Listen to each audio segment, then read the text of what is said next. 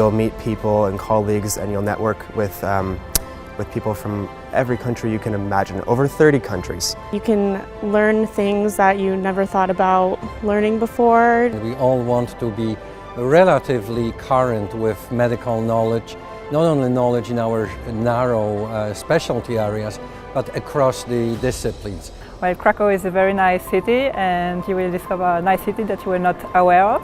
MIRSIM is worth participating because lectures are from all of internal medicine.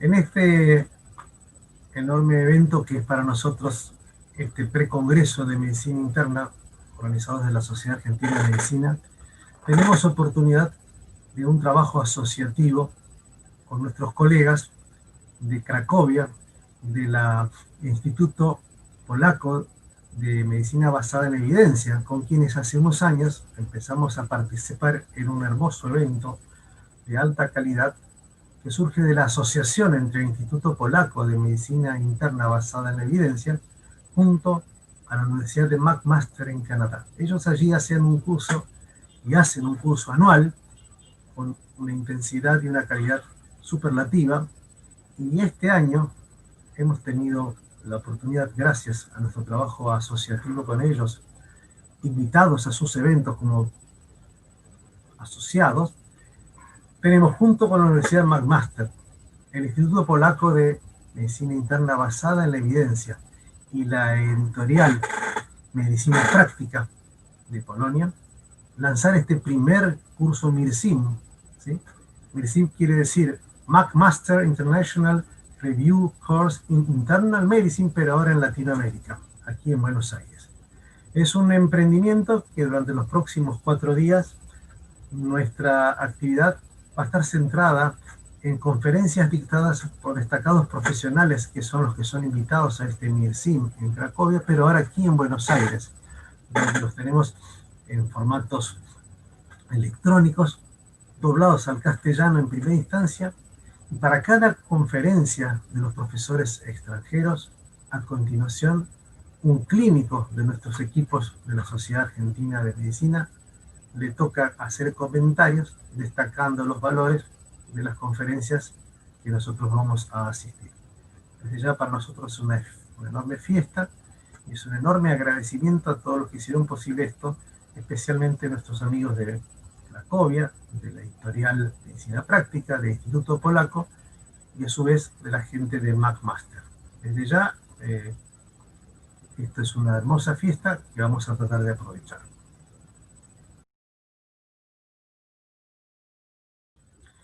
Hoy, desde el primer curso MIRSIM de la Universidad de McMaster, aquí en América Latina, en Buenos Aires, les voy a presentar al doctor Mark Krauter, profesor de la Universidad de McMaster de Canadá, y nos presenta el tema cómo revertir el sangrado en pacientes anticoagulados, en primera instancia.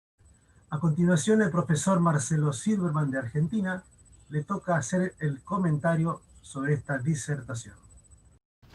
La primera charla del día es cómo revertir las hemorragias en pacientes que están tomando anticoagulantes. Y agradezco al Dr. Zucker, que es un colega de la Universidad de Pensilvania, que me dio algunas de estas diapositivas. Estos son mis declaraciones de interés, pero para anticoagulantes lo único que es relevante es que he trabajado con Portola y Boehringer Ingelheim, pero en este momento no tengo ningún conflicto de interés financiero con ellos, y también he trabajado para varias empresas que hacen anticoagulantes. La situación clínica es la siguiente. Aquí hay un hombre que llegó a urgencias, tiene 79 años, es masculino, recibe dabigatran, se cayó y tiene una fibrilación auricular.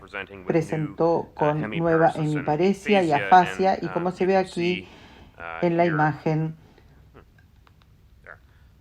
hay una parte blanca. No soy neuroradiólogo, pero sé que no debería estar ahí. Es la hemorragia subdural, y la pregunta es, ¿esta persona debería recibir algún tipo de agente reversor? Los análisis vienen con INR de 1.1 y PTT de 35 y el tiempo de trombina de 135 segundos. Se ve que el intervalo de referencia sube a 30. La pregunta es, ¿debería recibir idarucizumab? No voy a volver a este caso, pero voy a decir que la respuesta es no, y la razón por ello es que el tiempo de trombina de 135 segundos indica que ha tenido dabigatran, está en el sistema, pero el tiempo de trombina sube muy rápidamente con dabigatran debido a que el nivel de 135 significa que probablemente no tenga tanto en el sistema, y para el momento en que le llega el fármaco probablemente ya no tenía nada en el sistema. Han escuchado la charla que dio el profesor Guyat esta mañana sobre cómo realmente podemos obtener muy buena evidencia, cómo la interpretamos. Desgraciadamente algunos de ustedes me han escuchado decir esto. En cuanto se trate de anticoagulantes para revertir, no hay nivel de evidencia 1A y esencialmente nunca va a existir debido a la complejidad de poder completar los estudios. Ya han escuchado a la doctora Lim decir que no deberíamos llamar a estos fármacos NOACs. No son nuevos, la N siempre es de nuevo. El ISTH ha recomendado que los llamemos DOACs. La razón por la cual no los queremos llamar NOACs es que hay muchos casos en la literatura cuando alguien ha escrito en el registro médico la palabra NOAC y se interpretó como no hay anticoagulante, y eso ha hecho que la gente tenga ACVs, por lo cual debemos evitar el término NOAC si estamos hablando sobre errores médicos y usar el término DOAC, que es de anticoagulante oral de acción directa. Todos estos DOACs tienen puntos en común, son orales, tienen una absorción rápida y su perfil es muy parecido a la heparina de bajo peso molecular en términos de la farmacocinética.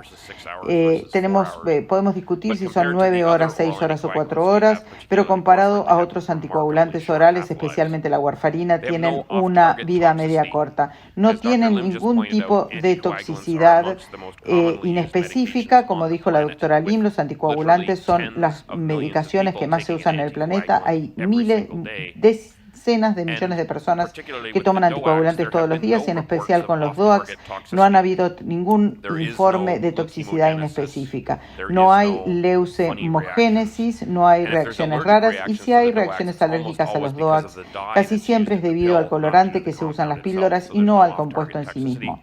Por lo cual, no hay ningún tipo de toxicidad inespecífica y, como dijo la doctora Lim, tienen menor riesgo de hemorragia grave o fatal que la warfarina. El gráfico les muestra lo que sucede con la prescripción de anticoagulantes orales en Ontario en 2014, y no encuentro más datos recientes porque los fabricantes de Apixaban y Rivaroxaban están tratando de explicar cuál es el más popular y no nos dan los datos, pero se ve la línea azul, que es warfarina, y las recetas siguen bajando desde el 2014. Hay muchas diferencias a nivel internacional sobre cuál anticoagulante se usa y cuán caro o fácil es su acceso en cuanto a los DOACs, pero muchas partes están reemplazando la warfarina para todas las indicaciones comunes, a pesar de que estoy al tanto del hecho de que no hay indicaciones en las cuales se puede usar la warfarina por el futuro previsto, quizás para las válvulas cardíacas mecánicas.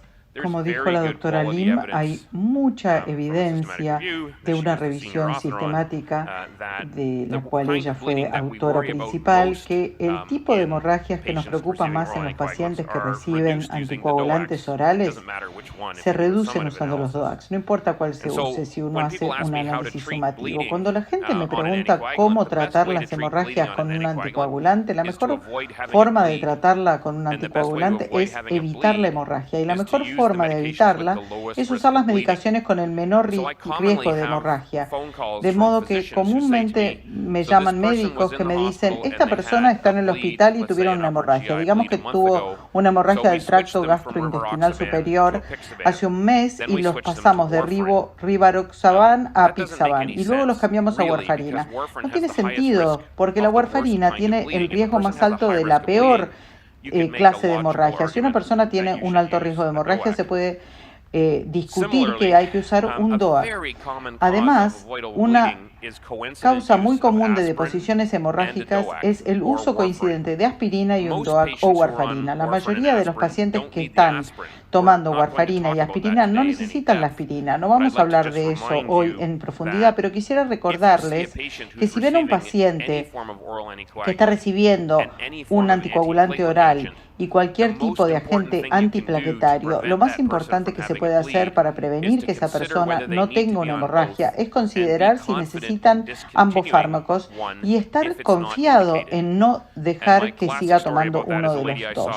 Y la historia que les voy a contar es una mujer que vi hace 6 meses que en 1978 tuvo una artroscopía de la rodilla derecha y tuvo una trombosis venosa profunda después. Y tomaba warfarina desde hace 40 años por haber tenido este problema.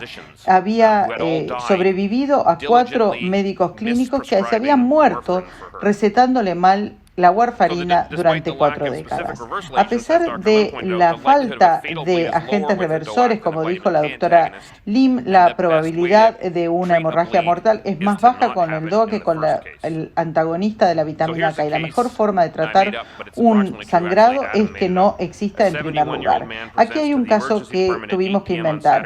Un hombre de 71 años llega a la emergencia a las 8 de la noche, un sábado a la noche, con dolor abdominal y hipotensión. Las imágenes revelan que tiene un aneurisma aórtico abdominal con ruptura, tiene fibrilación auricular no valvular, hipertensión, dislipidemia y tuvo una CB hace un año. Toma apixaban 5 miligramos 2 veces al día. La última dosis fue aproximadamente hace 12 horas. El cirujano llama al laboratorio y quiere prueba de que no hay efecto anticoagulante presente.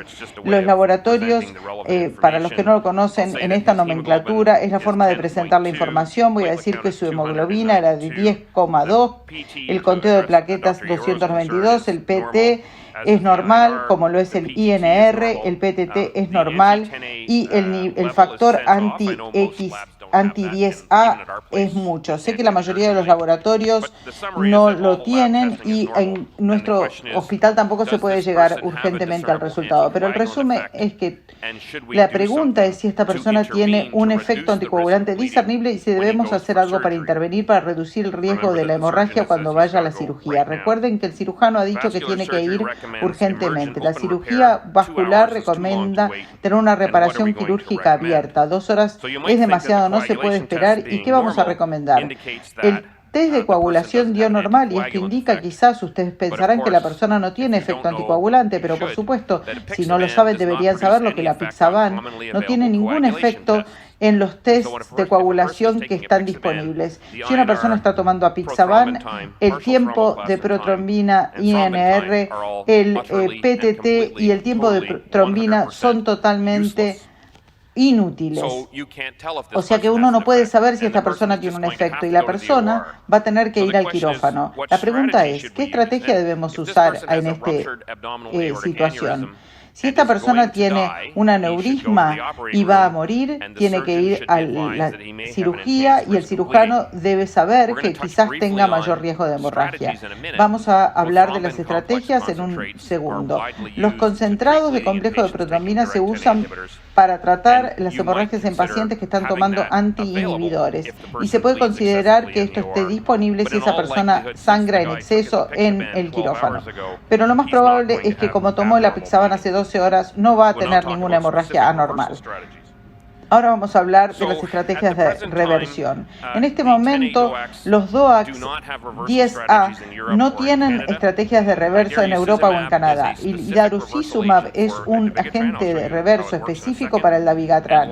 Les mostraré cómo funciona en un segundo. Y el último viernes, Andexanet alfa, que es el agente específico reversor de los inhibidores del factor 10A fue aprobado en los Estados Unidos, con 3 salvedades. Estará disponible en muy pocas cantidades durante un año y luego estará más disponible en los Estados Unidos, y la empresa estima que costará $25,000 por la dosis más baja y $50,000 para la dosis más alta, lo cual significa que la mayoría de la gente que está en este público nunca tendrá acceso a esa medicación. Nosotros en Canadá no lo vamos a tener a ese precio, así que si vamos a revertir los inhibidores del factor 10A, tenemos que usar las estrategias no específicas, y lo que más se usa es el concentrado de complejo de protrombina, que no tiene ninguna evidencia de eficacia. Hablando del idarucizumab, fue aprobado por el Food and Drug Administration en 2016 y luego por la EMA y también en Canadá. Es un agente especial para dabigatran y es lo mejor para el cuidado de revertir dabigatran cuando está disponible. Este gráfico muestra el efecto de dabigatran. Aquí tenemos el tiempo y tenemos el DTT, el tiempo, que es la medida del efecto de dabigatran. El gráfico que se muestra ahora es lo que sucede cuando le das a la persona una dosis única de dabigatran después de haber dosificado a estado estable. Y se ve que hay una subida en el tiempo de trombina que luego baja gradualmente en 72 horas. Entonces, si das dosis crecientes de idarucizumab, se ve inmediato y completo reversión del efecto dabigatran. De modo que una dosis de 5 o 4 gramos de idarucizumab revierte el efecto de dabigatran. En el estudio que se publicó 2 veces en el New England Journal, que identificó la utilidad de esto, tenían 2 grupos de pacientes. Pacientes con hemorragia, que mostró muy buena eficacia en términos de hemostasis clínica para pacientes con hemorragia. Tenían un gran grupo de pacientes, casi 200, que iban a cirugía urgente y mostraron excelente eficacia.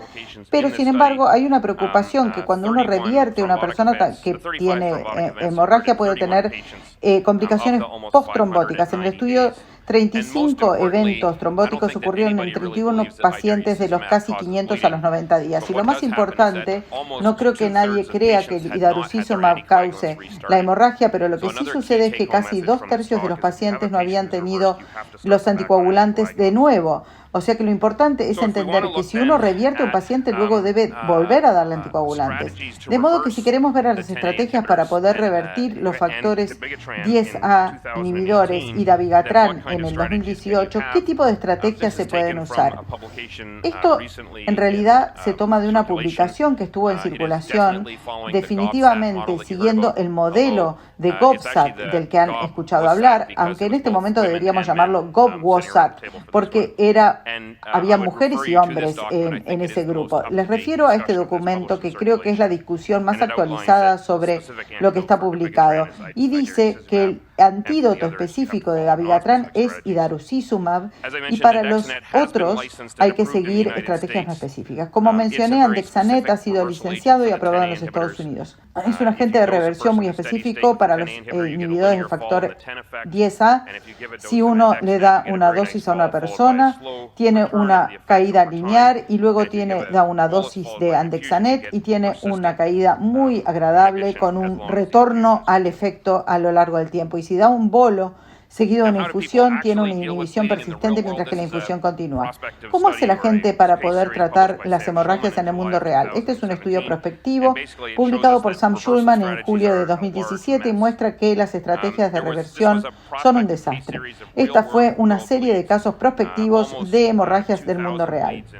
Hubieron casi 2.000 hemorragias en total que ocurrían en pacientes con una edad media de casi 82 años. Me voy a enfocar en las 460 hemorragias que ocurrieron en los pacientes que tomaban DOACs. El 20% de estos pacientes recibían vitamina K, que es ridículo porque no tiene ningún efecto, pero se la dieron probablemente porque muchos de estos pacientes tenían un INR prolongado debido al rivaroxaban. El ácido tranexámico no tiene ningún beneficio, pero quizá lo usen. El FFP claramente no va a trabajar con ninguna indicación, pero se usó en el 5% de la gente, y se ve que las estrategias más razonables pueden incluir el PCC, el APCC o el factor recombinante 7A, que se usaron en menos del 20% de la gente. Lo que más se usó para revertir los DOACs fue la vitamina K, que todos sabemos que no tiene ningún efecto. Entonces, ¿en qué situación estamos en 2018?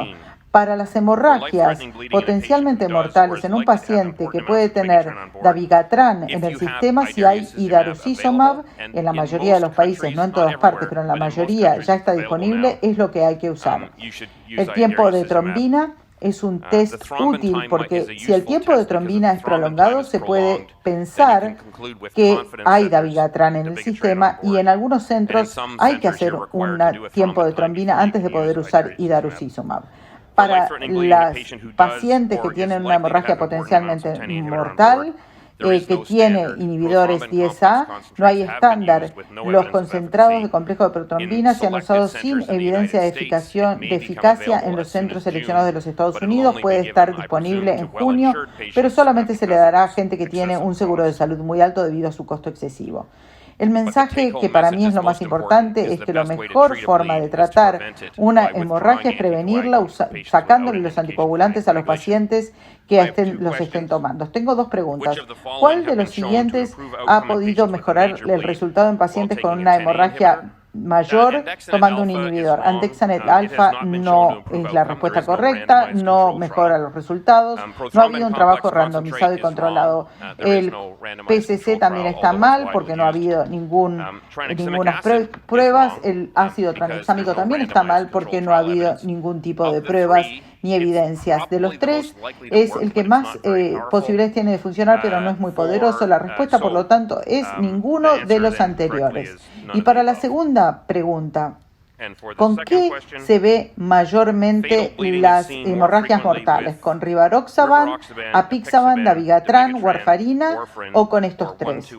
Creo que me han escuchado muchas veces en la última hora decir que la warfarina es mucho más probable de causar una hemorragia fatal que cualquiera de los DOACs. Y es la forma mejor de evitar una hemorragia, es evitarla en primer lugar. Muchas gracias.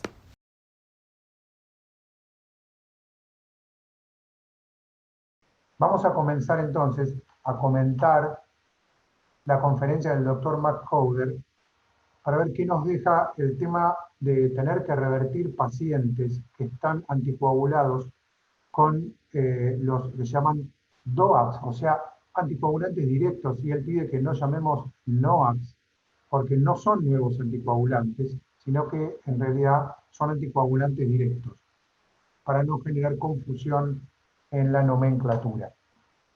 Claramente diferencia el doctor los que son inhibidores directos de trombina, como el dabigatran, en donde el tiempo de trombina va a estar alterado cuando hay circulante el dabigatran, y que no necesariamente hay que revertir a pacientes que tienen tiempo de trombina circulante aumentado, porque el tiempo de trombina va a mejorar apenas baje la vida media de estas drogas, que son vidas medias cortas, dependiendo de si la cirugía es una cirugía de emergencia o haya un sangrado muy importante, reconociendo que los DOACs tienen menos sangrados fatales en el sistema nervioso que otros tipos de anticoagulantes, es decir, que estos anticoagulantes tienen menos evidencia de sangrados fatales.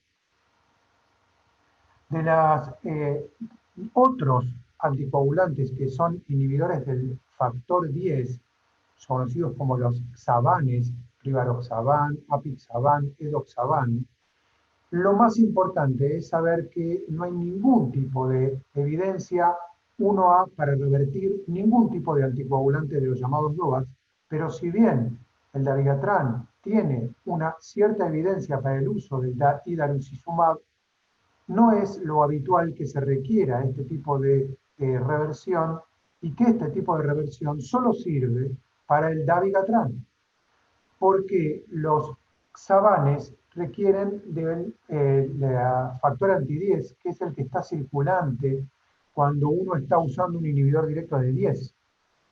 En ese espacio podría ser de utilidad los factores concentrados protrombínicos, solo si está sangrando, no para prevención. Habitualmente se usa en factores protrombínicos para revertir la acción de los anti-10 directos. No hay ninguna evidencia para usar otro tipo de reversiones, ni con vitamina K, y en muy raros casos el andexanet, que no está presente en la Argentina, también es muy poco común de usar en Canadá, dice el doctor. Pero uno tiene tendencia a intentar revertir estos anticoagulantes y la verdad es que no hay ningún tipo de evidencia para poder ser usado. Por lo tanto, lo más importante que nos enseña el doctor es que hay que tratar de prevenir por todos los medios esos sangrados evitables en la medida de lo posible. Y cuando uno habla de sangrados evitables, tiene que tratar de entender qué pacientes son los pacientes realmente de riesgo para que un paciente que está con anticoagulación con los llamados DOACs pueda tener un riesgo mayor de sangrado, sea sangrado fatal o mayor o sean sangrados relevantes clínicamente. Y estos pacientes son fundamentalmente aquellos pacientes que tienen cáncer, especialmente en el tubo digestivo.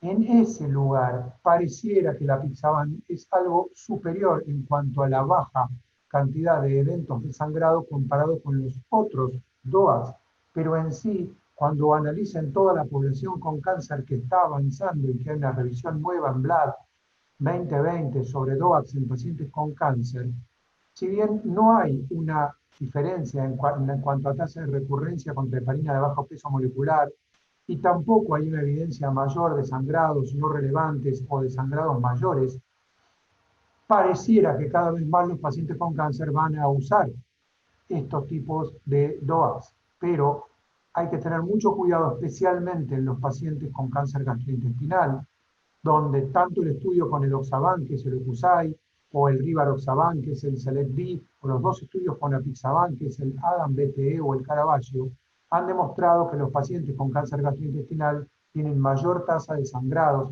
y que son muy difíciles de revertir. Pondría en este lugar también, en la experiencia nuestra, el uso de este tipo de drogas en cánceres del urotelio, que son pacientes que tienen sangrados en sitios vulnerables y que son de muy difícil reversión. Por otro lado, no hay evidencia de uso de este tipo de drogas DOACs en los pacientes con síndrome antifosfolipídico, especialmente con Rivaroxaban, donde se han usado los estudios y tienen similar tasa de tromboembolismo venoso y aún así mayor incidencia de stroke. La lección es, no hay con qué revertir pacientes que usan inhibidores directos de trombina, salvo el uso de factores protrombínicos, solamente se está sangrando, muy poco el uso de idarucizumab en los pacientes que están usando dabigatran, esperar que baje el tiempo de trombina en los que están usando dabigatran, esperar que baje la vida media en los pacientes que están usando anti-10 y tener mucho cuidado en aquellos con sitios vulnerables como cáncer gastrointestinal y cáncer de vejiga. Muchas gracias al doctor Mark Houter por su conferencia.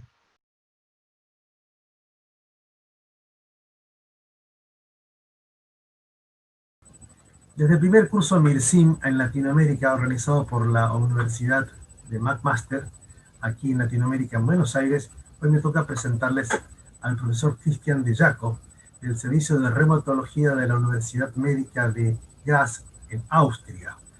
Su tema es Desafíos en el diagnóstico de las enfermedades reumáticas. A continuación de lo cual, el profesor Roberto Parodi hará los comentarios sobre esta disertación.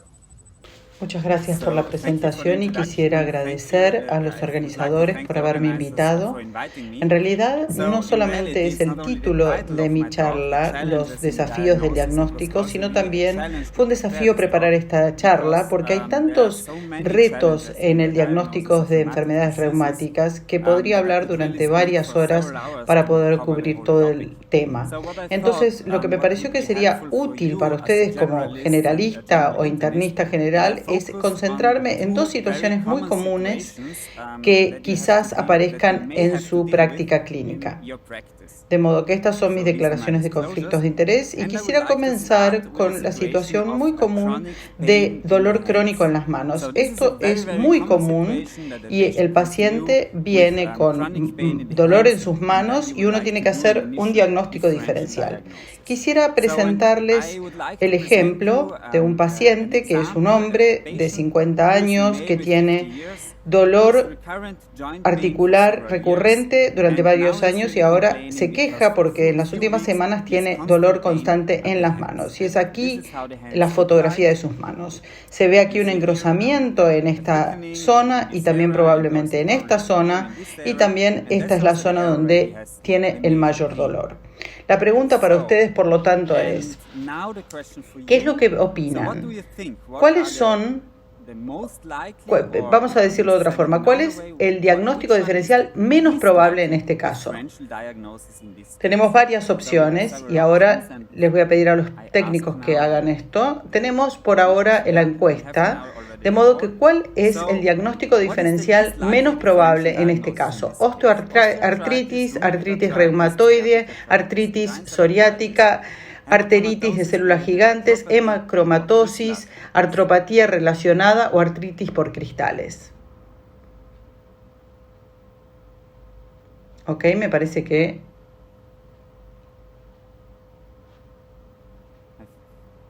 ya podemos cerrar la encuesta. Sí, entonces, la mayoría está votando por arteritis de células gigantes. Es la respuesta correcta, de modo que volvamos a las diapositivas.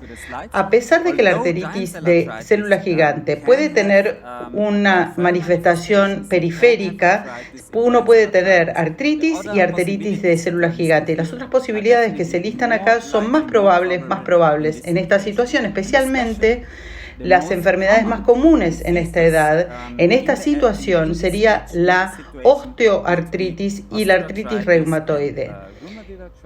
Y tenemos que pensar muy cuidadosamente sobre estas posibilidades.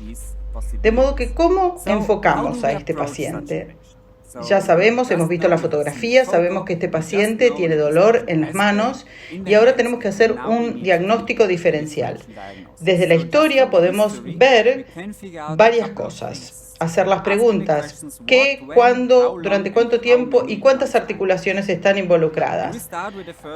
Y empezamos con la primera posibilidad: ¿cuáles son las articulaciones afectadas? El patrón de compromiso articular nos dice mucho sobre el diagnóstico diferencial posible. Usted sabe que las diferentes enfermedades reumáticas tienen un patrón diferente de compromiso articular. Y cuando uno se fija y le pregunta al paciente cuáles son las articulaciones que están involucradas, esto ya nos dice mucho sobre el diagnóstico diferencial posible. Por ejemplo, cuando uno tiene articulaciones intrafalángicas distales involucradas y las articulaciones intrafalángicas proximales y también el CMC, el primer carpo metacarpiana involucrado, esto es característico de osteoartritis. Mientras que la artritis reumatoidea es muy común que esté el MCP y las articulaciones PIP y las muñecas, como se ve en este ejemplo con la inflamación de la articulación. En la tercera situación, cuando hay una inflamación difusa en un dedo, que parece como un chorizo en este caso, esto es muy patognomónico y característico de artritis psoriática. Cuando uno tiene un paciente con dolor en las manos y cuando ve una inflamación difusa en un dedo o varios dedos o un dedo del pie, la sospecha es muy probable que sea un diagnóstico de artritis psoriática. Volviendo a nuestro paciente, ya me ha dicho que tiene dolor e hinchazón en las articulaciones MCP y PIP, como ya mencioné. De modo que la próxima pregunta que tenemos que hacernos es si el dolor será probable que sea por un dolor inflamatorio o un dolor no inflamatorio. El desafío aquí en la práctica clínica diaria es que muchos de estos pacientes tienen características de dolor inflamatorio y degenerativo, y muchos pacientes en la práctica tienen una superposición entre la enfermedad reumática inflamatoria y la enfermedad degenerativa. En otras palabras, muchos pacientes tienen osteoartritis y además una enfermedad reumática inflamatoria al mismo tiempo. Y como reumatólogos y ustedes como internistas generales tienen que distinguir qué dolor es más importante, qué dolor afecta más a los pacientes, para poder tener algunas pistas sobre el diagnóstico final. ¿Cuál es la característica aquí? Para el dolor degenerativo, la característica que uno va a encontrar es que hay una inflamación en ambos tipos de enfermedades, ya sean inflamatorias o degenerativas. Sin embargo, la inflamación en las condiciones degenerativas es más dura, es más ósea, es el engrosamiento óseo y en las articulaciones. Es característico de osteoartritis, mientras que las enfermedades reumáticas inflamatorias uno tiene una inflamación de tejido blando y cuando lo palpa es bastante blando. En las enfermedades degenerativas es más óseo. En las enfermedades degenerativas la mayoría del dolor es durante la actividad, durante el día, a la noche o cuando los pacientes están en estado de reposo. Y cuando empiezan de vuelta con la actividad tienen la mayoría del dolor. En contraste, el dolor inflamatorio es peor durante el descanso, especialmente a la noche, en la segunda parte de la noche o muy temprano de mañana. Como ya he dicho, el dolor es peor durante el día y después del ejercicio, después del movimiento y una vez más, el dolor durante el reposo es característico del dolor inflamatorio. ¿Y qué pasa con la rigidez matinal? Mi experiencia es que la mayoría de las personas que tienen dolor articular también te dicen que tienen algún grado de rigidez matinal. Esto a veces es muy difícil de distinguir. Es difícil para que los pacientes puedan distinguir entre el dolor y la rigidez matinal. Entonces, ¿cuál es la característica en el paciente con osteoartritis que tiene una rigidez matinal muy corta? Entonces son como unos 5 o 10 minutos y luego se alivia y ya no tienen rigidez, mientras que en las condiciones inflamatorias tienen una rigidez matinal muy prolongada que usualmente dura por lo menos 45 minutos y a veces, en la mayoría de los casos, más de una hora. Como ya dije, es difícil a veces que los pacientes puedan distinguir entre el dolor y la rigidez. Y cuando pregunto sobre la rigidez, los pacientes a menudo me dicen, sí, tengo rigidez en la mañana cuando me muevo al principio. Y lo que quieren decir en realidad es que el dolor en la mañana, el que tienen cuando hacen los primeros movimientos, que es el dolor de comienzo característico de las enfermedades degenerativas, entonces cuando solo tienen un dolor, cuando empiezan la actividad, cuando empiezan a trabajar, esto es característico de un trastorno degenerativo. Aquí el desafío en la práctica es distinguir entre la rigidez y el dolor en la mañana cuando comienzan con la actividad. Volviendo a nuestro caso, ya sabemos en este caso que el paciente tiene dolor en las articulaciones MSP y PIP y el dolor es de naturaleza más inflamatoria. Entonces tiene dolor predominante en la noche, tiene rigidez matinal, una hinchazón sinovial que se puede palpar. A veces tiene un poco de hinchazón dura ósea, pero también hay hinchazón de tejido blando y sinovial. Esto habla de un trastorno de tipo inflamatorio. El paciente también dijo que tenía ataques recurrentes de dolor articular de noche durante un par de días en los últimos años.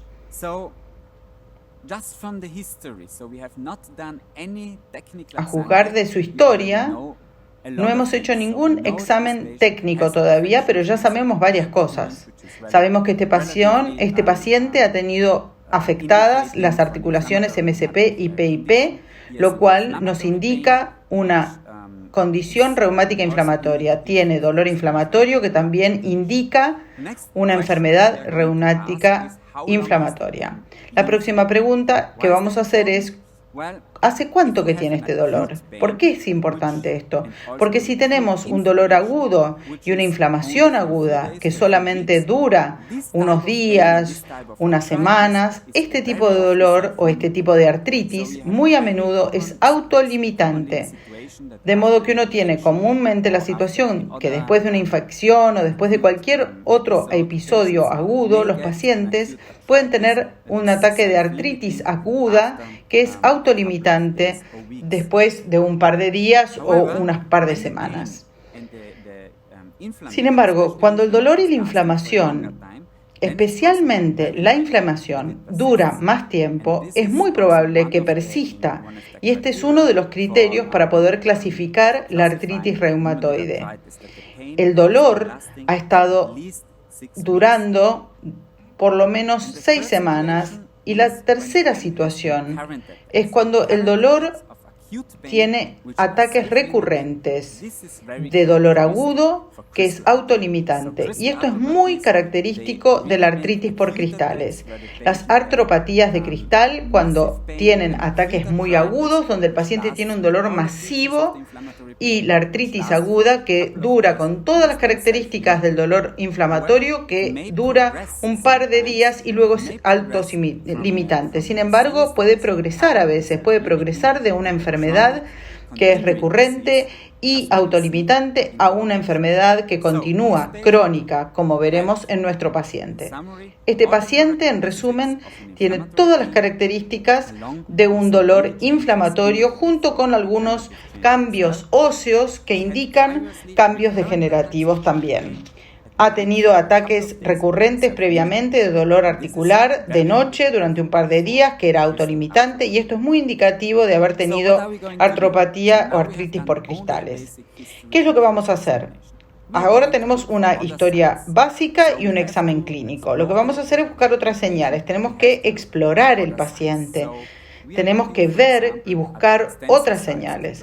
Por ejemplo, estamos buscando en los lados extensores de las articulaciones, como aquí en este paciente encontré una inflamación y un nódulo en el olecranon, y esto puede ser un tofo gotoso y puede ser un nódulo reumatoide o puede ser una bursitis olecraniana crónica.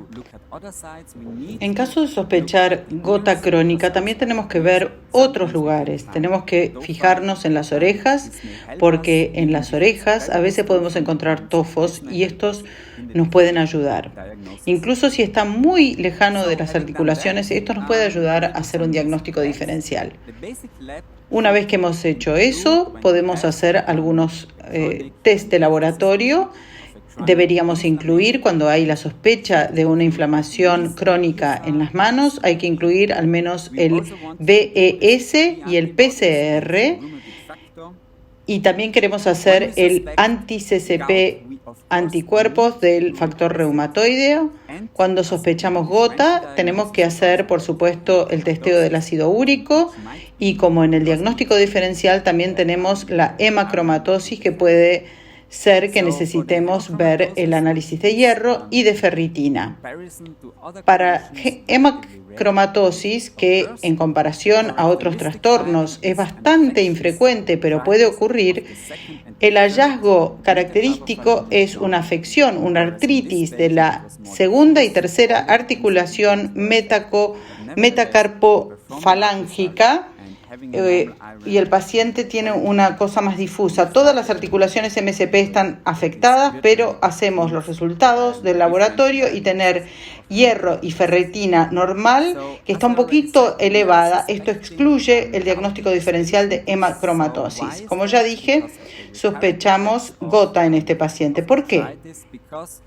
Debido a los ataques recurrentes de artritis, debido a este nódulo que tiene en el olecranon, que puede ser un tofo. ¿Y cuál es el desafío que tenemos aquí? El primer desafío es que debido a que el ácido úrico está solo un poquito elevado, no totalmente, está en el límite de lo normal. ¿Es común esto? Sí, durante una artritis aguda de gota uno puede encontrar que los niveles de ácido úrico son normales y solo eventualmente se elevan después de que el ataque agudo ya ha terminado. El otro desafío en este caso es la presencia crónica de la artritis. ¿Esto es anormal? Bueno, no es típico de gota aguda, pero como dije antes, cuando hay ataques recurrentes de artritis por cristales, a la larga pueden desarrollar una artritis activa crónica y puede aparecer como una artritis crónica, como artritis reumatoide. ¿Cuáles son los otros exámenes que debemos hacer? Lo que hemos hecho hasta ahora es la historia, un examen clínico buscando otros señales de gota y otras enfermedades. Hemos hecho test básicos, hemos hecho imágenes, vamos a hacer una radiografía de las manos y de los pies, y lo que es muy útil en estas situaciones es un ultrasonido. El ultrasonido está convirtiéndose en un examen de rutina en la reumatología, y en este caso, en un caso así, podemos tener imágenes diferentes que podemos ver. Para explicarles lo que estamos encontrando aquí, este es el extremo proximal y este es el extremo distal. Este es el hueso metacarpiano. Esta es la cabeza de metacarpiano, el espacio articular, la base de la falange, y aquí vemos el tendón extensor. Y aquí se ve lo mismo, el hueso metacarpiano, la cabeza, el espacio articular, la falange distal, y lo mismo aquí. ¿Cuáles son los patrones diferentes aquí entre estas imágenes de ultrasonido?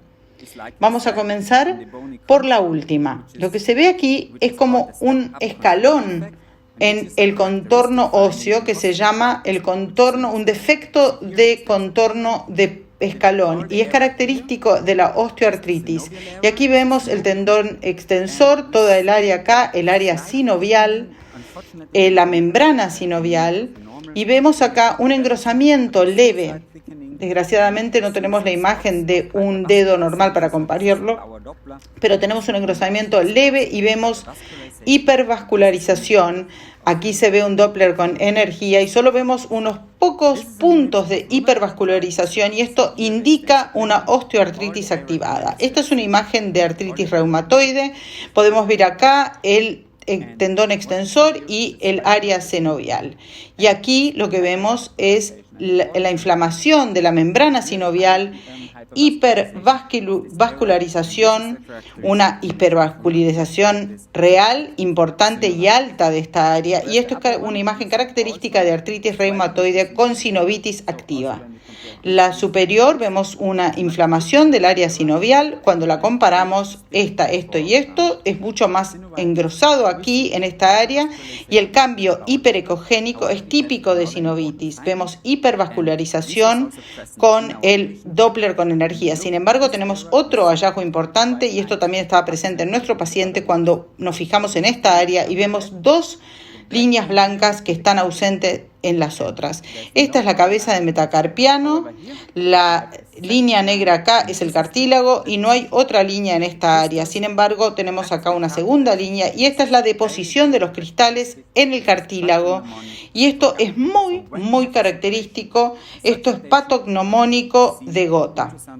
Cuando tenemos una situación en un paciente así y vemos una imagen de ultrasonido así, en primer lugar, sabemos que esto es un diagnóstico. No necesitamos ningún otro método para confirmar el diagnóstico. Esto es gota. Sin embargo, si no estamos seguros, podemos hacer una aspiración articular, que sigue siendo el estándar de oro, y lo que vemos son los cristales. Vemos los cristales con birefringencia, y en este ejemplo aquí, y esta es la confirmación final de que esto es gota. Entonces, ¿cuál fue el desafío en este caso? Fue un desafío porque está la situación del dolor articular crónico. Hay diferentes diagnósticos diferenciales que todos tienen enfoques terapéuticos diferentes. El diagnóstico diferencial más importante está entre el dolor inflamatorio y degenerativo, e incluso con el tipo de dolor inflamatorio tenemos que diferenciar entre diferentes enfermedades como artritis reumatoide, artritis psoriática, que también podría haber sido una posibilidad en este caso. La artritis psoriática a veces se presenta como una artritis reumatoide. La hemacromatosis podría ser una opción. Como dije, típicamente afecta la articulación MCP segunda o tercera. Sin embargo, habiendo hecho el hierro en sangre, esto excluye el diagnóstico diferencial.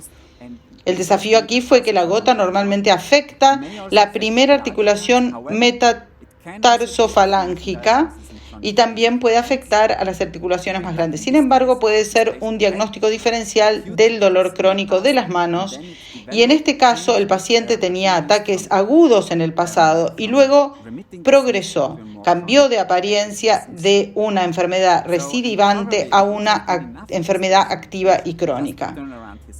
Probablemente hubiera sido suficiente en este paciente dar vuelta a las manos y ahí hubiéramos visto todo. Claro que esto es una broma, esto es un paciente diferente, pero se ve que la gota acá puede ser muy, muy severa y puede causar la deposición de tofo en diferentes partes. Ahora vamos a una segunda situación que también es muy frecuente en la práctica de los médicos generalistas, de los internistas generales y de los médicos clínicos, que es el paciente anciano con polimialgia. El diagnóstico principal o el diagnóstico diferencial principal que vemos en ancianos es muy directo, es el diagnóstico de polimialgia reumática y esto puede ser muy típico.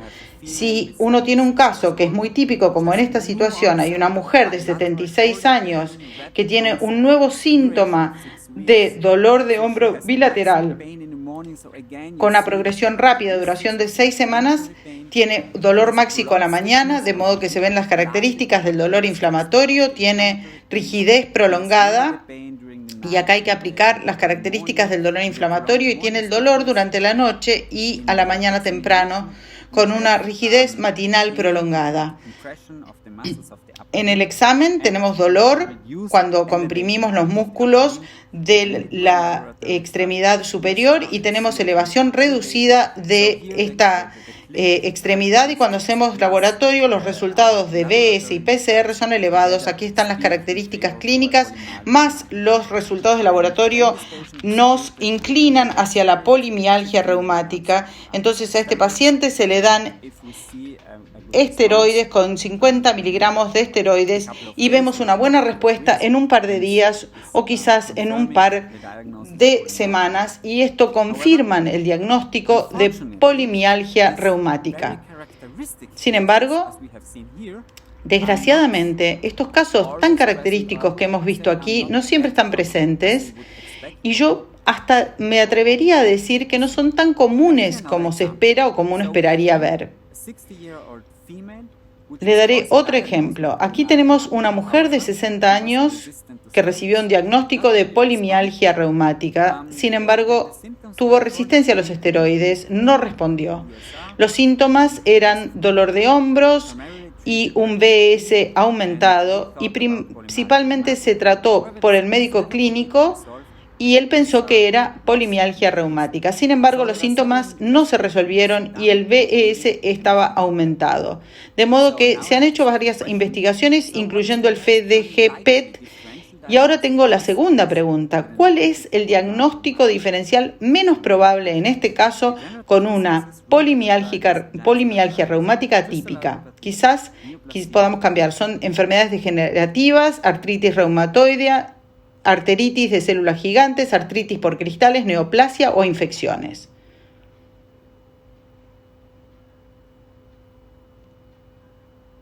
Ok, me parece que podemos cerrar la encuesta.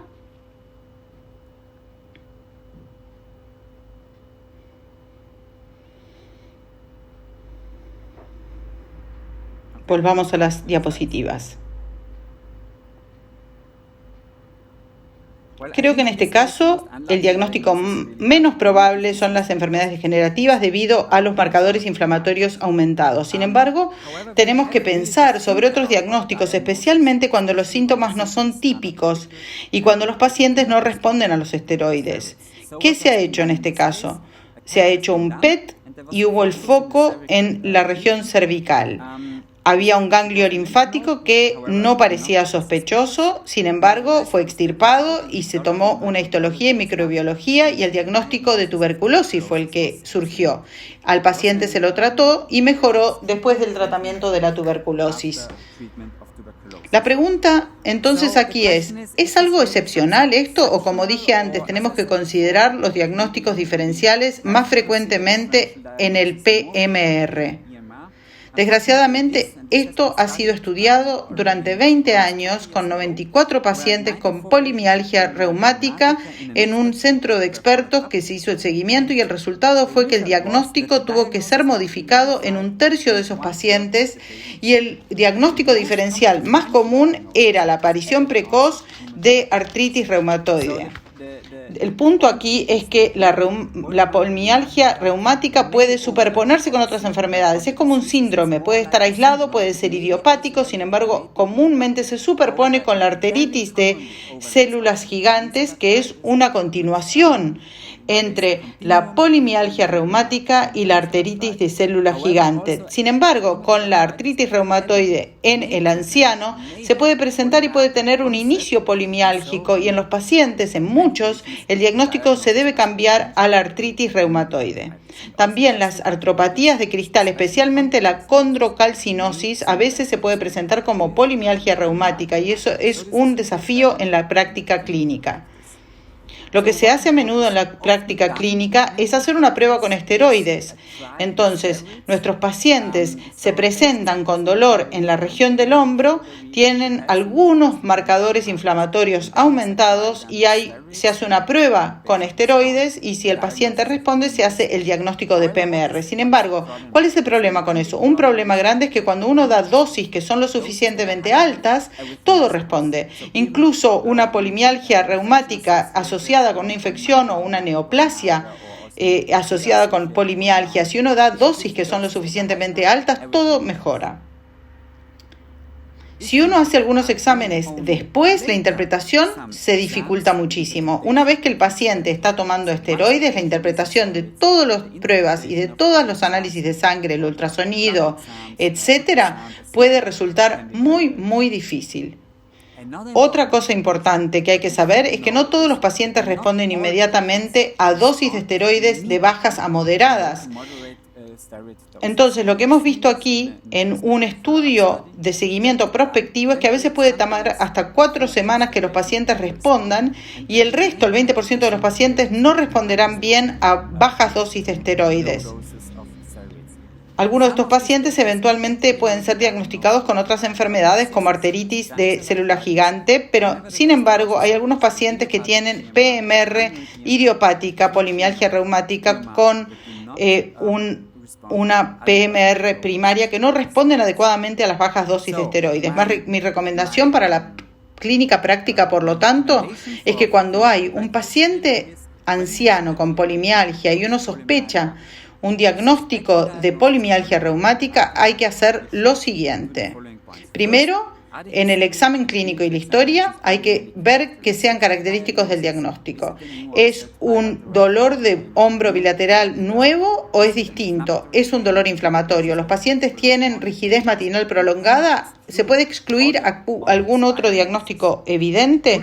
El ultrasonido puede ser útil para ver una bursitis subacromial y el bíceps, la acumulación de líquido en el tendón del bíceps, una radiografía para condrocalcinosis, para excluir la condrocalcinosis y el factor reumatoide y los anti-CCP para hacer el diagnóstico diferencial de la artritis reumatoide. Siempre hago un pequeño control de neoplasia que contiene solo las investigaciones que se recomiendan para todos los pacientes de esa edad. Sería una colonoscopía si ya no se ha hecho, un laboratorio extendido con electroforesis, una radiografía de tórax y una ecografía del abdomen. Y luego usar solo dosis moderadas. La recomendación, según el American College of Radiology, es de 12,5 y 25 miligramos de esteroides para el tratamiento inicial. No hay que hacer dosis más altas para el PMR puro y hay que reevaluar el diagnóstico durante el seguimiento. Muchas gracias por su atención.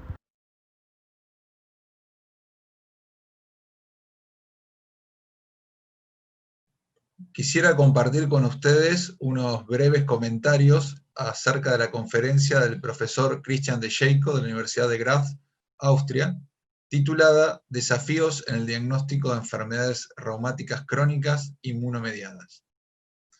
El profesor utiliza casos clínicos de la práctica cotidiana, lo cual siempre resulta más ilustrativo, pedagógico, y más cercano al auditorio, llevando al mundo real la aplicación de los conocimientos. Otro punto para destacar de su conferencia es la jerarquía e importancia que le otorga a la historia clínica, al examen físico y la semiología para el análisis de los casos. Elementos cada vez más desplazados por la tecnología y las innovaciones terapéuticas. En general, hoy por hoy las charlas de enfermedades reumáticas inmunomediadas pasan por la terapéutica y qué fármacos biológicos utilizar en una carrera de trials que intentan imponer unas sobre otras en una maraña de datos estadísticos y de puntos finales subrogantes, en ocasiones poco claros y confusos. La revalorización de la semiología y la historia clínica es muy destacable. En ocasiones se sostienen diagnósticos no suficientemente verificados y se adaptan criterios y scores para sostener indicaciones terapéuticas. En cuanto a algunos tips para llevarnos a casa del análisis de los casos clínicos, deseo enfatizar algunos de ellos. En el primer caso, el primer desafío, que es un caso de dolor en manos, el doctor nos plantea siempre preguntarse qué articulaciones están afectadas, cuántas de ellas, desde cuándo. En segundo lugar, es sumamente importante hacer la distinción entre dolor articular inflamatorio y no inflamatorio, lo cual muchas veces nos lleva a diagnósticos erróneos por no haber sido considerados detalles de la historia clínica que nos permiten su diferenciación. Aunque advierte el profesor que no es raro que el paciente presente superposición y ambos tipos de compromiso en simultáneo. Recordemos, el dolor de tipo degenerativo es referido a estructuras duras tipo ósea durante el día, sobre todo a la tarde, en el momento de los movimientos o luego de finalizado, es decir, con la actividad, y en caso de haber rigidez matinal, esta suele ser breve. En cambio, el dolor de tipo inflamatorio es más bien referido a tejidos blandos. Uno puede palpar esa inflamación o hinchazón en las sinoviales y en tejidos blandos. Típicamente predomina en el reposo, en la noche, en la segunda mitad de la noche o en la mañana temprano. Es más bien de reposo, y la rigidez matinal es más duradera, usualmente mayor de 1 hora. También nos marca que en cuanto a la duración del compromiso articular, el dolor, separar entre dolores que se limitan a 6 semanas o duran más de 6 semanas. Y como clave en el caso presentado, el ataque, el antecedente que el paciente haya tenido, ataques agudos, recurrentes, autolimitados de dolor articular, nos pone sobre la alta sospecha de una artropatía por cristales. También marca la evaluación de otros signos clínicos, más allá de los articulares, es decir, no limitar la búsqueda y la evaluación solo de las manifestaciones reumatológicas, sino con una visión más integral del paciente. También nos recomienda un uso racional y dirigido de solo algunos marcadores de laboratorio.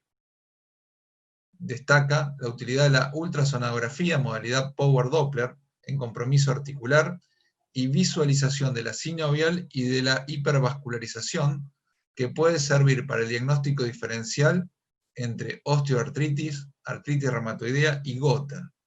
Esta última puede tener hallazgos patognomónicos por este método. Luego nos presenta un segundo desafío clínico, centrado en un caso compatible con una polimialgia, una situación frecuente en la clínica, sobre todo en pacientes adultos mayores, con dolor en cintura escapular y reactantes de fase aguda elevados como velocidad de eritrosedimentación y proteína C reactiva, dolor a la compresión de masas musculares y limitación en los movimientos. Con esos datos, la indicación de esteroides como tratamiento y también como prueba diagnóstica terapéutica colabora en forma clave para arribar al diagnóstico de enfermedad. En el caso que nos presenta, la paciente no presenta mejoría, se comporta como esteroide resistente. Eso lleva a abandonar la hipótesis diagnóstica inicial. Esto es importante porque en ocasiones quedamos anclados a un diagnóstico sin capacidad de recalcular y volver a plantear caminos alternativos. Menciona que esta situación en polimialgia reumática es frecuente y en aproximadamente 30% se modifica el diagnóstico inicial. Allí la artritis reumatoidea aparece como una de las alternativas más frecuentes. Por último, menciona una cuestión muy práctica acerca de la prueba con esteroides para el diagnóstico de polimialgia reumática. que pueda acarrear algunos problemas. Así, en caso de utilizar dosis elevada, es probable que todos los síntomas mejoren, ya sea si el paciente padece de polimialgia reumática o también si son otras las causas que pueden dar síntomas similares. Por ejemplo, infecciones, neoplasias, otras enfermedades reumáticas. También el uso de corticoides puede afectar la interpretación de estudios ulteriores, ya sea de laboratorio o la misma ecografía. Por otro lado, aproximadamente un 20% de los pacientes con polimialgia reumática no responden a dosis bajas o moderadas de esteroides, o la respuesta puede ser lenta y demorar hasta 4 semanas. Como conclusión de la presentación del profesor de Jacob, me pareció muy interesante esto de utilizar desafíos de casos clínicos, y su enfoque fue eminentemente práctico, clínico y razonado. Muchas gracias. Desde este primer curso MIRSIM en Latinoamérica, organizado desde la Universidad de McMaster, me toca ahora presentar al profesor Bhaskar Dasgupta del Hospital Universitario de Southend del Reino Unido, con el tema de biológicos, las enfermedades autoinmunes sistémicas en primera instancia. A continuación, el profesor Ramiro Larrea, de acá de Argentina, le toca comentar esta disertación. Siempre es un gran placer visitar Cracovia, hablar en la conferencia MIRSIM. Es un privilegio volver a encontrar a mis amigos todos los años. Voy a hablar realmente no sobre todas las enfermedades autoinmunes sistémicas. Soy reumatólogo y voy a limitarme a los biológicos que se usan en las enfermedades reumatológicas. La base de evidencia para esto principalmente es un artículo clave que se publicó en febrero de este año, la British Society for Rheumatology Biologic, las pautas de seguridad de MARD para la artritis inflamatoria, pero se puede ver todos los otros aspectos del uso de biológicos en las enfermedades reumatológicas. Aquí están mis declaraciones de conflicto de interés. En primer lugar, las enfermedades reumáticas todas se caracterizan por una desregulación inmunológica y es un amplio espectro de trastornos debido a la patología, ya sea del sistema inmunológico adaptativo o trastornos en las respuestas inmunológicas innatas en otros. Eso forma las manifestaciones tan diversas que tienen las enfermedades reumatológicas. Entre las enfermedades clave que miramos todo el tiempo, hay ciertos mediadores de la actividad de enfermedad que se han identificado. Por ejemplo, con la artritis reumatoide, los mediadores claves son, por ejemplo, el factor reumatoide, anticuerpos CCP.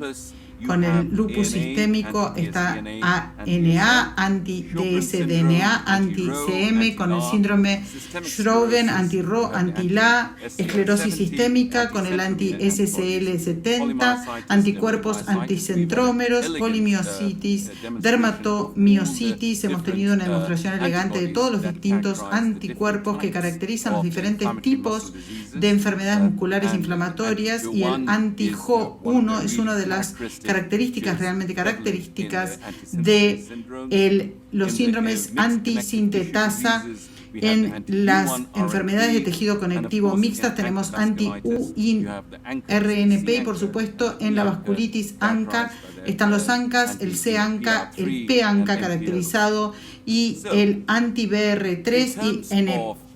En términos del uso de biológicos en las enfermedades reumáticas, por supuesto el bloqueador TNF ha liderado el camino, y fue interesante ver que en la artritis reumatoide realmente se considera un proceso específico antígeno mediado por célula T, y esto ha sido entendido en la forma de tratar la artritis reumatoide debe venir mediante el bloqueo de estas células T. Pero de hecho, fue la producción de citoquinas por los macrófagos sinoviales y los fibroblastos que realmente provocaron el avance terapéutico real, porque la TNF-alfa y el IL-1 son las citoquinas derivadas de macrófagos principales, están presentes en la articulación reumatoide y inducen la síntesis y la secreción de fibroblastos sinoviales, producen estos proteasas que degradan la matriz, prostanoides, interleuquina 6, 8, GM-CSF y la inhibición del TNF ha llevado a avances terapéuticos muy importantes con respecto a la artritis reumatoide. Los macrófagos se han convertido en el enfoque del tratamiento y por lo tanto los macrófagos realmente causan muchos diferentes efectos. Por ejemplo, tienen un efecto tumoricidal que produce proteasas, los intermediarios reactivos de oxígeno C3A, los intermediantes reactivos de nitrógeno, porque causan la reorganización de tejidos produciendo enzimas como elastasa, colagenasa, factor de crecimiento fibroblástico, factor de crecimiento transformante. Son fuentes de reguladores inflamatorios y teniendo un efecto en los lípidos bioactivos, complementos, las citoquinas y la proteína de choque térmico tienen un efecto importante en los efectos citotóxicos y microbicidas. Los macrófagos tienen muchos efectos en el sistema inmunológico y por lo tanto el bloquear esta producción de macrófagos de las citoquinas tiene un efecto profundo en la artritis reumatoide y en el bloqueo alfa-TNF, que fue la primera estrategia biológica aprobada para el tratamiento de la artritis reumatoide, pero también para la mayoría de estas enfermedades.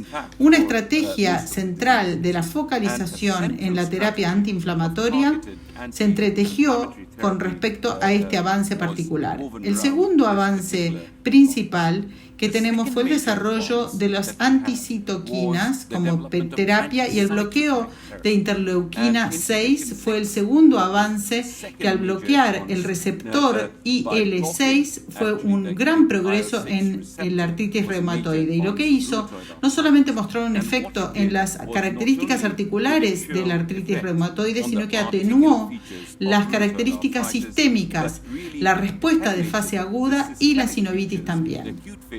No solamente las manifestaciones articulares de la artritis reumatoide, sino también muchas de las manifestaciones articulares extra fueron anuladas por el uso de la terapia anti-IL-6. Aquí hay un diagrama de cómo funcionan los biológicos en la artritis reumatoide o en la artritis inflamatoria. Aquí está el linfocito T que interactúa con el macrófago y la TNF-alfa. Y también estimula a los macrófagos a producir las distintas citoquinas. Aquí está la citoquina jefe, TNF-alfa, y tienen el IL-1, IL-6 y todas las otras citoquinas que luego llevan a la sinovitis. Aquí está la producción de panus y también el daño, por ejemplo, al cartílago, el daño que se hace al hueso, y todo esto ha sido producido por la producción de estas metaloproteinasas de matriz y otras moléculas afectadas. De modo que la inhibición de TNF lo que hace es centralmente bloquear a esta citoquina jefa y también agrega efectos adicionales al bloqueo de IL-6 e IL-1. Este es el paradigma del uso de los biológicos en la artritis inflamatoria.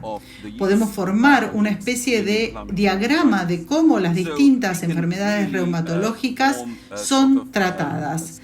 Y tenemos aquí, por ejemplo, la artritis inflamatoria, vasculitis, y en especial la vasculitis se puede clasificar según el tamaño de los vasos sanguíneos que están involucrados, ya sea que sea vasculitis de grandes vasos, medianos o pequeños vasos, y también hay manifestaciones craneanas o extracraneanas, y también están las enfermedades de tejido conectivo como lupus esclerosis sistémica, miopatías inflamatorias de Sjögren, y todas tienen enfoques celulares y moleculares muy específicos que son diferentes según la enfermedad y hay que usar diferentes estrategias. Se puede usar la terapia anticitoquina, se puede usar la terapia anticélula T, anticélula B, o se puede usar los inhibidores de las JAK quinasas que ahora se están probando y que están entrando a la cancha en el tratamiento de las artritis inflamatorias, y ahí se puede controlar la enfermedad.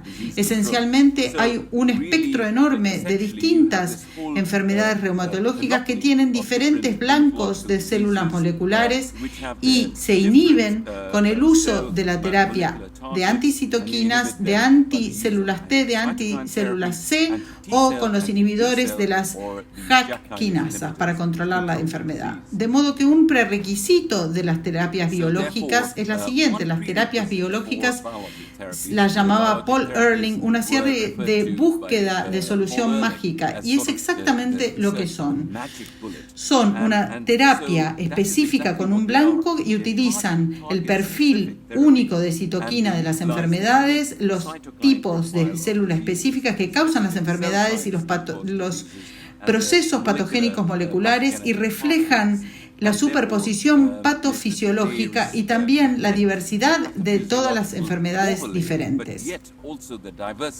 Los agentes biológicos para las enfermedades reumáticas difieren en su efectividad según las diferentes enfermedades. Por ejemplo, uno puede necesitar usar la inhibición de TNF junto con el metotrexato y puede descubrir que en la artritis inflamatoria el metotrexato siempre mejora el efecto del bloqueo de TNF. Algunas enfermedades son muy sensibles a algunos bloqueos biológicos. Sabemos que los inhibidores de IL-1 son muy efectivos para la enfermedad de Still o para la AIJ sistémica y para la criopirinopatía. Las diferentes terapias biológicas funcionan de formas diferentes para diferentes enfermedades. Comparten ciertos problemas en común, por ejemplo, el brote de las infecciones virales como la hepatitis B y las infecciones micobacterianas aumentan con los biológicos, y por supuesto las vacunas vivas están contraindicadas. Para tratar de clasificar a los diferentes biológicos que usamos, tenemos los bloqueadores de citoquinas, tenemos los agentes que hacen blanco en los linfocitos y tenemos los inhibidores de pequeña molécula de transducciones de señal.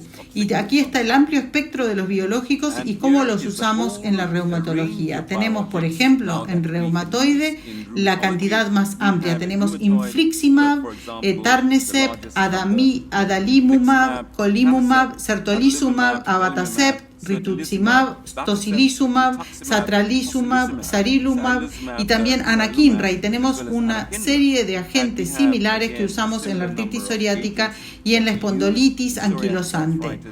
Menos números en la artritis idiopática juvenil, por ejemplo, etanercept, adalimumab, tocilizumab, canakinumab, rinolacept, anakinra y abatacept. Esto refleja el efecto mejorado de la inhibición de IL-1 en la artritis idiopática juvenil.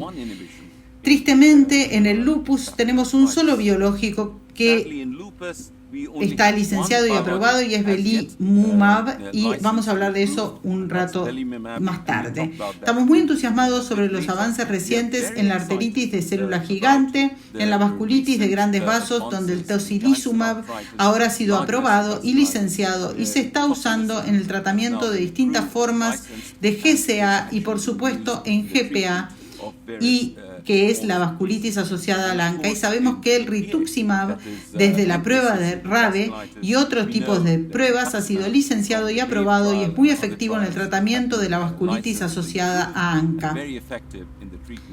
En gota tenemos la licenciatura ahora y el permiso de usar pegloticasa, pero hay problemas con respecto a la seguridad e inquietudes.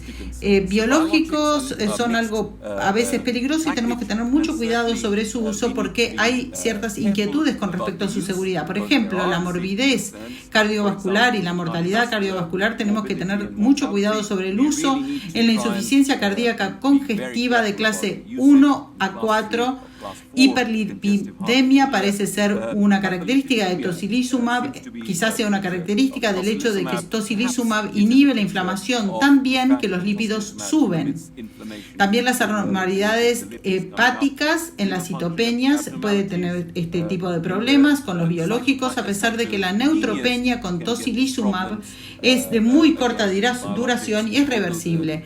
Pero pueden haber perforaciones gastrointestinales con el uso del bloqueo de IL-6 y, por supuesto, si uno usa rituximab regularmente puede tener hipogamaglobulinemia y uno tiene que tener mucho cuidado en la administración regular y repetida de rituximab y, por supuesto, hay algunas señales de que el bloqueo de anti-TNF puede acelerar el desarrollo de la desmielinización y tenemos que tener mucho cuidado sobre su uso en la enfermedad esclerosis múltiple, y también hay algunas contraindicaciones con respecto a su uso en los embarazos. Como uno sabe, el bloqueo TNF, anakinra, rituximab y los biológicos como el abatacept, tocilizumab. Entonces, en términos de los biológicos específicos que estamos usando en las enfermedades reumáticas, por ejemplo, en los inhibidores IL-1 tenemos anakinra, y anakinra inhibe el enlace IL-1 al receptor IL-1. Tenemos Rilonacept, que se ocupa de IL-1 alfa y beta, y tenemos canakinumab, que específicamente se enfoca a IL-1 beta, de modo que los inhibidores IL-1 estuvieron licenciados en la artritis reumatoide, pero paradójicamente anakinra no está funcionando tanto con respecto a su uso regular en la artritis reumatoide, quizás porque el bloqueo anti-TNF es tanto más efectivo en el tratamiento de la artritis reumatoide. Sin embargo, sabemos que la inhibición de IL-1 también funciona muy bien en la gota, y gota es una enfermedad común, a pesar de que es relativamente fácil de tratar en la mayoría de las situaciones, también puede ser bastante difícil y refractaria en algunos casos, y ciertamente el bloqueo IL-1 con el uso de anakinra en este tipo de gota puede ser muy efectivo, y estamos actualmente haciendo una prueba de anakinra en la gota reconocida en Hospital Aguda.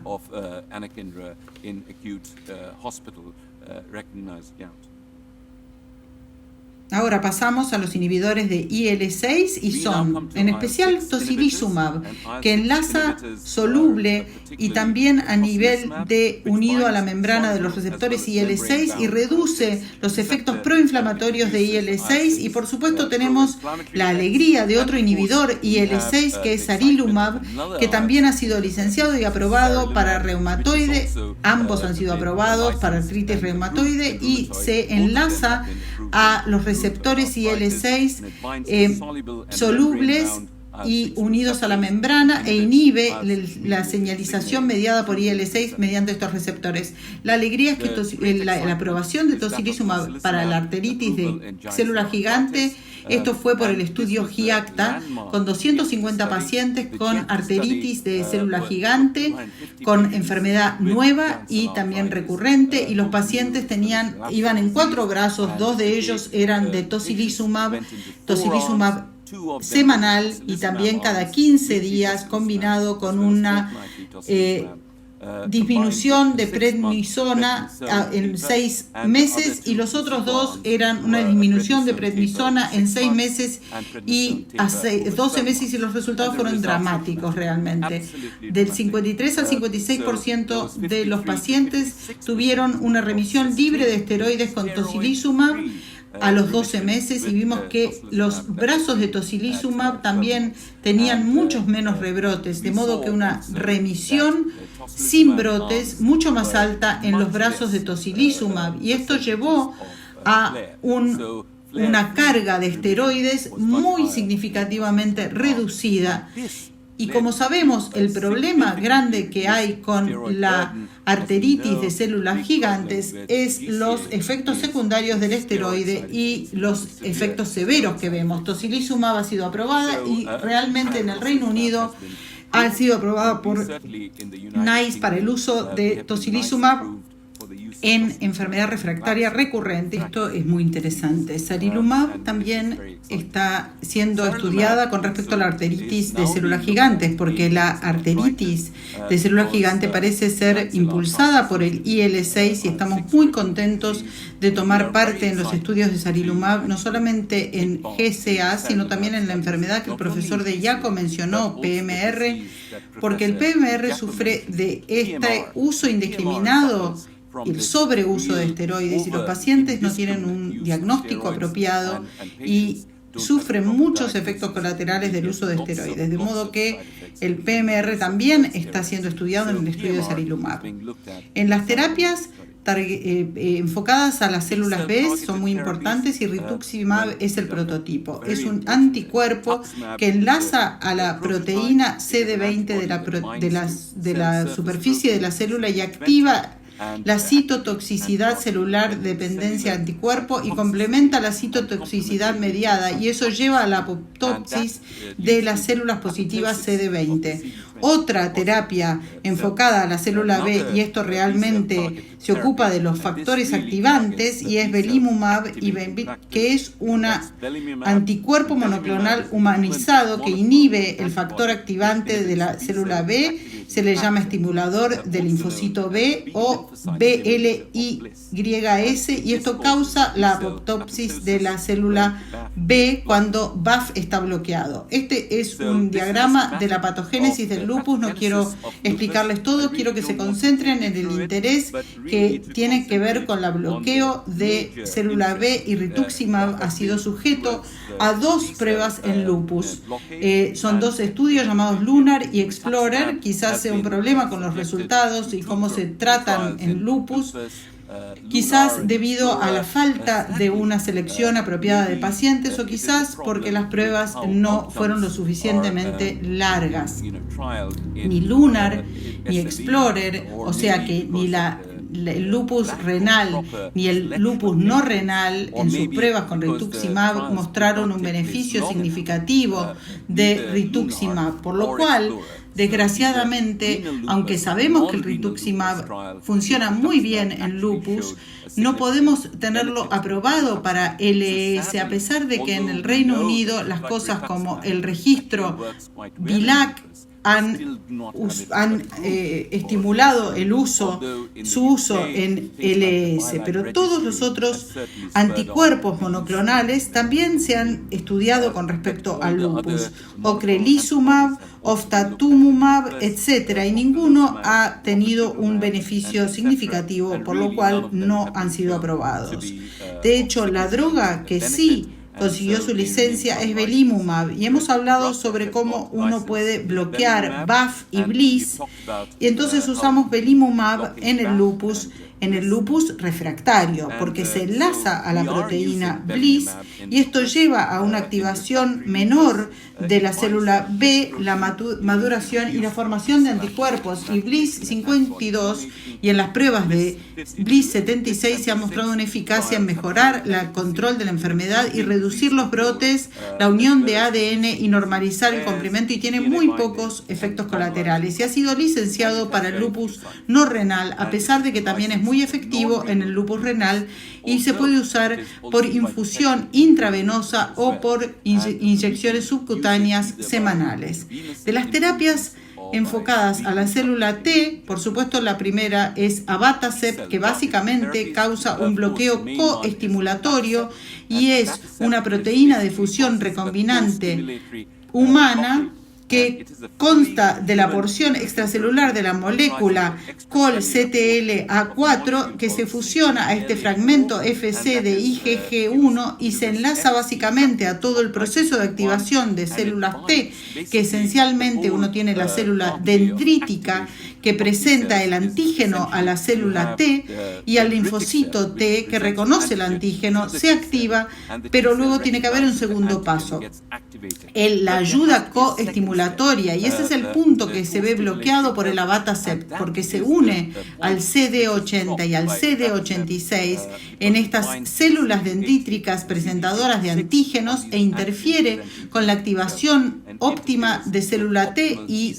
reduce la producción de las citoquinas proinflamatorias y abatacept ha sido licenciado en la artritis reumatoide ya que es efectivo de esta forma. También ha sido estudiado para la arteritis de célula gigante y un estudio demostró que había una mejora significativa en las tasas de respuesta con abatacept comparado con un placebo. También tenemos otros agentes como el inhibidor de fosfodiesterasa, el PDE4, apremilast, que es un inhibidor de molécula pequeña de PDE4, aumenta los niveles AMP cíclicos, regula la expresión de una serie de citoquinas proinflamatorias y ha sido útil en muchas artritis inflamatorias. Finalmente tenemos la alegría sobre los inhibidores JAK en la artritis reumatoide. Tofacitinib, baricitinib, tofacitinib inhibe la JAK-STAT, la vía de señalización JAK1 y JAK3 bloqueo, mientras que baricitinib inhibe el bloqueo de JAK1 y JAK2 y ambos han sido aprobados para artritis reumatoide y hay pruebas que están haciendo en este momento para otras enfermedades como por ejemplo la arteritis de célula gigante. Los biosimilares también son un mercado muy competitivo que se está expandiendo, son opciones de tratamiento que se están ofreciendo con el uso de estos agentes menos costosos y aumenta la cantidad de pacientes que se pueden tratar, mejora las decisiones de cuidado y atención y tienen ahorros de costos. También esperamos que esto aumente las oportunidades de tratar un mayor número de pacientes con menos enfermedad activa. Los biológicos y las infecciones, ya hemos hablado de esto, no se puede iniciar en pacientes con una infección activa seria y hay que usarla con cuidado cuando hay un riesgo de alta infección. Consideren que etanercept o abatacept es la primera línea en el riesgo de infección. Siempre hacemos una prueba para ver si hay tuberculosis antes de que empiece un biológico un paciente, incluyendo una radiografía de tórax, una prueba de tuberculina en piel, un ensayo de liberación de interferón gamma y tratamos la tuberculosis latente antes de empezar biológicas y usamos etanercept cuando hay un alto riesgo de tuberculosis. También testeamos para hepatitis B, hepatitis C y si son positivos vemos la tasa de riesgo-beneficio y empezamos con antivirales antes de empezar con los biológicos.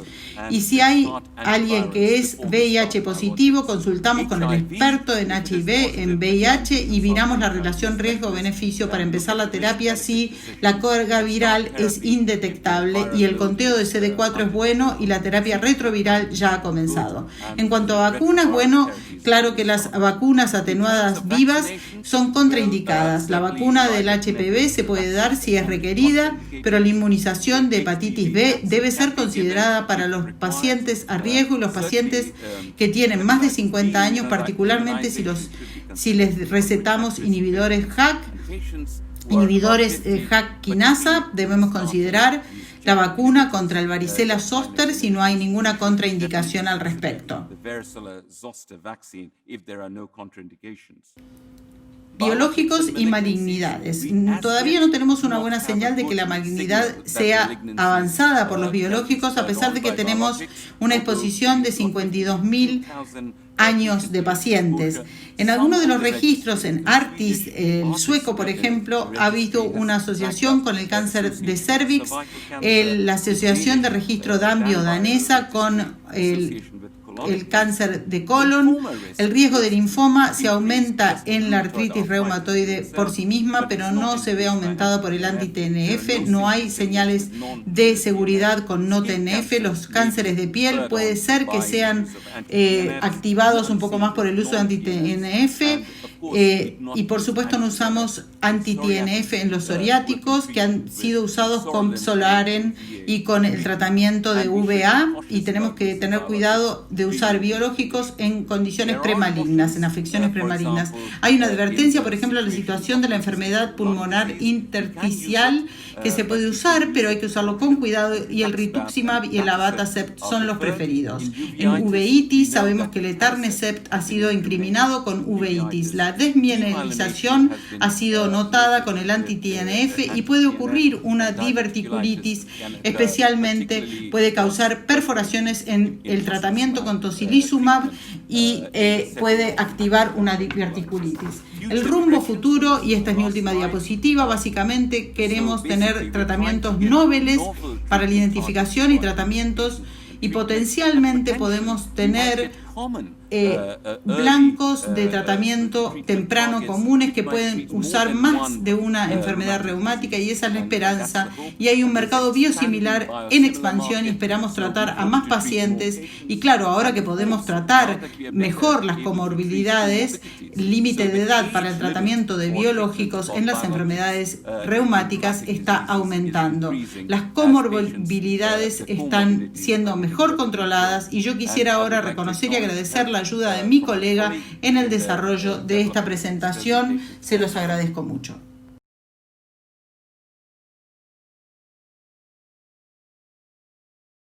Bueno, antes que nada quería agradecer la oportunidad de participar en este MIRSIM 2020. Es para mí un honor y un privilegio que me hayan invitado a comentar la muy esclarecedora y actualización que acabo de ver del profesor Bhaskar Dasgupta. Me quería presentar, soy el profesor Ramiro Larrea, jefe de Medicina Interna del Hospital Central de San Isidro y profesor de Medicina Interna de la Facultad de Medicina de la Universidad de Buenos Aires. Luego de escuchar con gran atención e interés la presentación del profesor, donde nos queda muy claro el gran avance que representa el contar con este tipo de fármacos en la terapéutica de las enfermedades reumatológicas y oncológicas, donde han presentado un nuevo paradigma en la terapéutica y en los objetivos terapéuticos, dado el nuevo enfoque farmacológico que se brinda a los tratamientos. No cabe duda que son un gran avance en la estrategia terapéutica, no cabe duda que han mostrado cambios muy favorables en la morbilidad de los enfermos, en los tiempos evolutivos, en los tiempos de recaídas, en la presentación de complicaciones, el seguimiento horizontal de los enfermos a lo largo del tiempo ha cambiado indudablemente, y a su vez desde lo farmacológico, químico y farmacológico, se ven que está permitiéndose orientar cada vez más el target terapéutico a las determinadas mutaciones o cambios a nivel molecular, con lo cual esta terapéutica nos permite ser bastante optimistas con respecto al futuro y en la disminución de la aparición de los efectos adversos de estos medicamentos,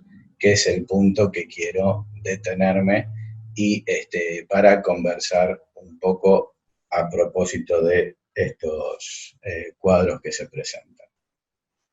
Ya algunos ha comentado el profesor Dasgupta, básicamente los infecciosos y los oncológicos, que son los más graves o los más frecuentes con los cuales debemos lidiar, y ver si estaban presentes o como antecedentes o aparecen luego del inicio del tratamiento, y estos efectos adversos cambian un poco de acuerdo al grupo de biológicos que estemos utilizando.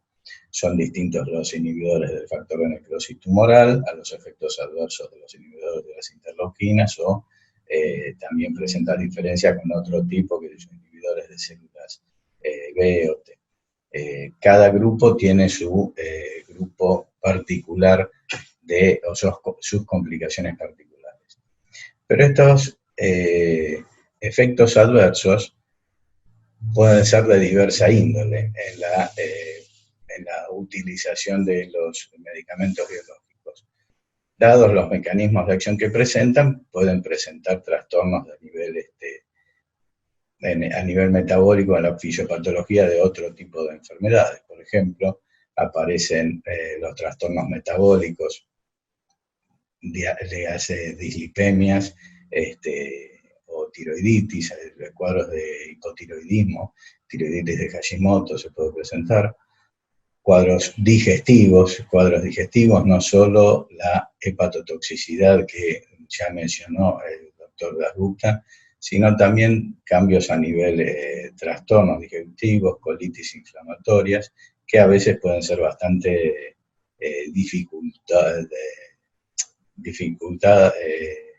presentan bastante dificultad en el manejo y a veces son muy molestas para los enfermos. Efectos cardiovasculares graves, a veces bloqueos, insuficiencia cardíaca, dilatación cardiovascular. Tenemos que estar atentos en el seguimiento de las patologías. Citopenias a nivel hematológico, ya las ha mencionado el doctor Dasgupta. Cuadros dermatológicos, no es raro encontrar eczemas, no es raro encontrar exantemas, no es raro encontrar cambios en coloración de faneras, ras cutáneos, prurito, otros tipos de que tenemos que estar atentos a advertir al paciente antes de iniciar los tratamientos. Cuadros neurológicos, ya ha mencionado los cuadros desmielinizantes asociados a determinado tipo de agente, el doctor Dasgupta, y no solo eso, sino también polineuritis, o que pueden presentarse con todos los trastornos sensitivos y, bueno, los cuadros que ya conocemos. Complicaciones quirúrgicas, las diverticulitis, perforaciones del tubo digestivo, y los que ya ha mencionado el doctor Dasgupta, básicamente infecciosos y oncológicos, que son los que tenemos que estar atentos. Básicamente hacer un screening previo al tratamiento, a iniciar un tratamiento, a ver si de la existencia de una patología o se puede asociar. Tenemos que saber los cuadros preexistentes o los que aparecen de nuevo con el inicio del tratamiento. Como mencionó el doctor Dasgupta, hay asociación entre enfermedades del colágeno y enfermedades oncológicas que no están directamente, que no estarían relacionadas con la utilización del fármaco, sino que estarían más relacionadas con la enfermedad reumatológica. O si son de aparición reciente, ¿no? Digamos, estamos tratando gente adulta, tal vez 50 años, 60 años, que tenga enfermedades cardiovasculares, no sería raro que sean previas al inicio de la enfermedad reumatológica y previas al inicio del cuadro reumatológico. Y podemos hablar de profilaxis de las enfermedades. Básicamente, el profilaxis me refiero a las enfermedades infecciosas. En nuestro país, por ejemplo, acá hay que tener en cuenta las enfermedades prevalentes en los distintos lugares donde se va a indicar un tratamiento. La tuberculosis es, per se, hay que salir a buscarla, como dijo el doctor Dasgupta, pero en nuestras latitudes también tal vez sería bueno estar al tanto de la tripanosomiasis o enfermedad de Chagas-Massa, que son enfermedades de alta prevalencia, sobre todo en las provincias del norte o zonas de Paraguay, norte de Argentina, Paraguay, sur de Brasil, tiene alta incidencia. Lamentablemente no hay mucha bibliografía que hable de la bibliografía, en lo que me refiero a evidencia médica o prueba estadística, con respecto a la utilización de biológicos y enfermedad de Chagas, pero deberíamos contar a futuro con una buena actualización al respecto. Con respecto a las vacunas, es lo que dijo el doctor, no indicar vacunas a virus vivos iniciado tratamiento, sí estarían indicadas las vacunas a virus atenuados. Dada el poco tiempo que dispongo para hacer la presentación, no voy a ponerme a expandirme acerca de cada biológico, cada tipo de biológico y cada riesgo y cada vacuna, pero sí dejar el concepto que cuándo estaría indicado hacer la profilaxis con vacunas, a virus vivos básicamente. Si la enfermedad nos da un tiempo, unos 4 o 6 meses como para programar el inicio del biológico, sería indicado dar las vacunas correspondientes. Pero no, todo depende del cuadro clínico, es cosa de discutir con el médico tratante, con el reumatólogo, el internista, el infectólogo, a tener en cuenta todos estos asuntos antes de decidir el inicio de una terapéutica. Es un capítulo de los biológicos, tanto en reumatología y oncología, apasionante, con muchísimo campo por recorrer. Y bueno, doy las gracias nuevamente por la invitación a participar y saludar al doctor Dasgupta y a la comisión del MIRSIM por la invitación a realizar este comentario.